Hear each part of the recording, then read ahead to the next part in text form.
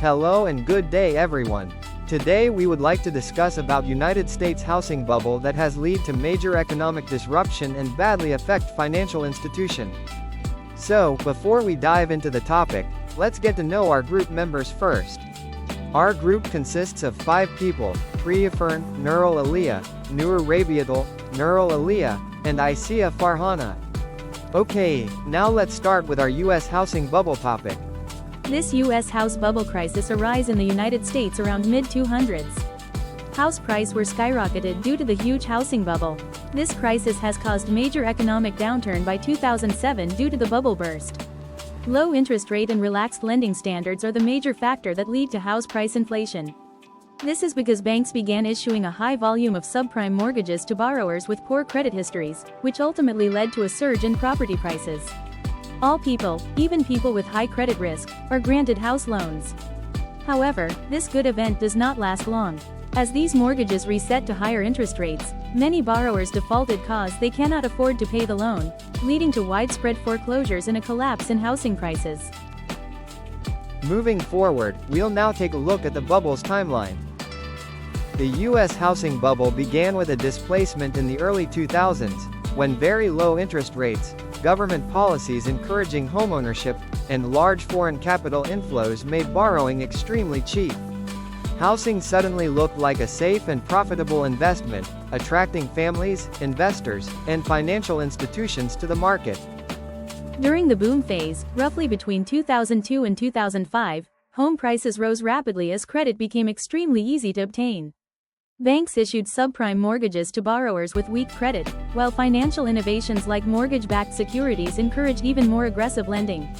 With demand rising and supply struggling to keep up, prices climbed at unprecedented rates. The market then entered a stage of euphoria, where optimism turned irrational. Many buyers purchased multiple homes purely to flip for profit, and banks offered risky loans such as no documentation and interest-only mortgages. Rating agencies reassured investors by giving high grades to risky mortgage products, reinforcing the belief that housing could never go down. Speculation and overconfidence dominated the market. From 2005 to 2006, early cracks appeared in the U.S. housing market. Oversupply grew, and prices began to slow and peak.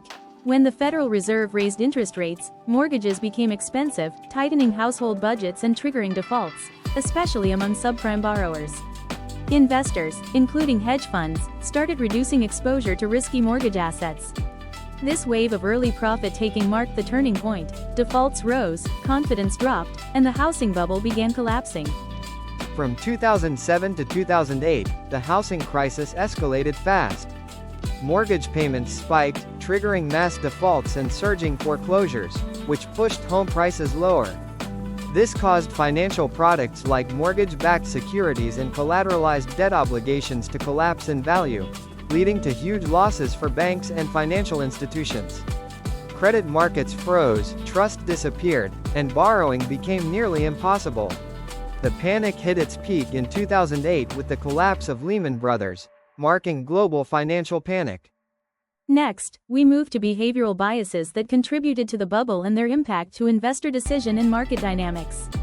Let's start with herd behavior. Herd behavior happens when people blindly follow what others are doing, assuming the group must be right. During the housing boom, everyone was buying houses, ordinary buyers, investors, and even banks. People believed that if everyone was investing in property, it must be a good and safe investment. Because of this fear of being left behind, many homebuyers rushed to purchase houses, even if they couldn't really afford the loans. Banks also followed the crowd, approving more mortgages simply because other banks were doing the same. This behavior heavily affected investor decisions. Investors bought properties without analyzing fundamentals, and many individuals bought multiple houses hoping for quick profits. Even rating agencies joined the herd, giving high ratings to mortgage-backed securities because everyone else treated them as safe. In the market, herd behavior created a self-reinforcing cycle. More buying caused prices to rise, and rising prices attracted even more buyers. Eventually, when prices peaked and the bubble started to burst, herd behavior flipped. Investors panicked, rushed to sell, and this triggered a rapid market crash. Next, overconfidence made the bubble even worse. Overconfidence occurs when investors and institutions become too sure of their predictions and their ability to manage risk. Lenders believed they could handle any loan, so they approved high-risk subprime mortgages and assumed borrowers would always refinance later because housing prices always go up. Investors and banks were convinced that prices would never fall, and that mortgage-backed securities were safe, even when they were built on risky loans. They trusted their risk models far too much and underestimated the chance of mass defaults. This overconfidence shaped decisions across the market. Banks, lenders, and investors overestimated their ability to manage risk. They bought huge amounts of MBS and CDOs, believing they were protected from losses. Lenders issued more and more subprime loans, thinking default rates would stay low. This increased the supply of mortgage-backed securities and fed the bubble even further. But when housing prices finally dropped, all these assumptions collapsed. Borrowers defaulted, liquidity dried up, and the system experienced massive failures, leading to a global financial crisis. In short, herd behavior pulled everyone into the market, and overconfidence pushed them in deeper than they realized, together creating one of the largest financial collapses in history. Extrapolation bias strongly shaped investor behavior during the U.S. housing bubble. Investors bought homes at very high prices because they believed values would continue rising. Many buyers also took on large and risky mortgages, thinking they could always refinance or sell later at a profit. Financial institutions made the same mistake by investing heavily in mortgage-backed securities because they assumed the housing market would remain safe. Impact on investors. Extrapolation bias made investors believe house prices would keep rising because they had in the past. Because of this, people bought homes even at overpriced levels and took larger mortgages expecting future gains.